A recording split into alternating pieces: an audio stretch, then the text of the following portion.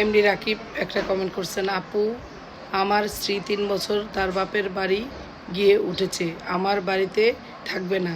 আমার বাড়ির লোক 6 বার তাকে নিয়ে আসার জন্য গেছে, সে আসেনি, তাই আমি দ্বিতীয় বিয়ে করেছি। এখন সে যৌতুকের মামলা দিয়েছে, এখন আমি কি করব? বাপের বাড়ি যখন ছিল 3 বছর, তখন মনে ছিল না যে হাজব্যান্ড, আমি যে বাপের বাড়ি দিন রাত পড়ে রয়েছি, আমার হাজব্যান্ড তো আরেকটা বিয়ে করতে পারে বা আমাকে ডিভোর্স দিতে পারে, এই ধরনের কোনো মানে চিন্তা থাকে না। যখন হাজব্যান্ড কিছু করে তখন তাদের টনক নড়ে যায়, তখন আইন আদালত সব চিনা ফেলে তারা। আপনি ভয়ের কিছু নাই, আপনি আদালতে আপোষের শর্তে জামিন চান, আপোষের শর্তে জামিন আপনাকে দিয়ে দিবে। তখন আপনি বলবেন যে স্যার এরকম আপিসের শর্তে আপনি আগে জামিন চান, জামিন চাওয়ার পরে তখন আদালত দুই পক্ষ হইব, তখন তো আপনার ওই দ্বিতীয় স্ত্রীর কথা বলবো। তখন আপনি বলবেন যে এই অবস্থা 3 বছর ছিল, তো আমি অনেক এই যা আমাকে যা বলছেন এগুলো আপনি ওইখানে বললেন, কোনো সমস্যা হবে না।